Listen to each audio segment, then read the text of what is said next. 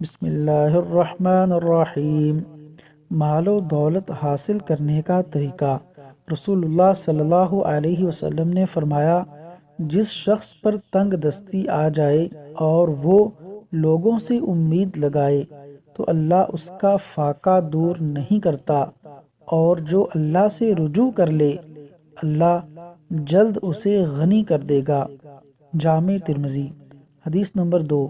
ارشاد نبوی صلی اللہ علیہ وسلم ہے، جس شخص کا مطمع نظر آخرت میں حصول انعامات ہو، اللہ تعالیٰ اس کے لیے اس کے معاملات کو منظم کر دے گا اور اس کے دل کو اطمینان بخشے گا اور اس کو دنیاوی فوائد سے بہرہ ور کرے گا، جبکہ وہ ان فوائد کو حقیر سمجھے گا۔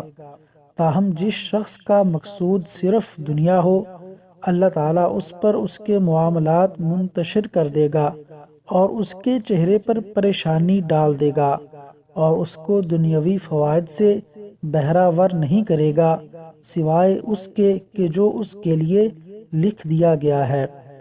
جامع ترمذی۔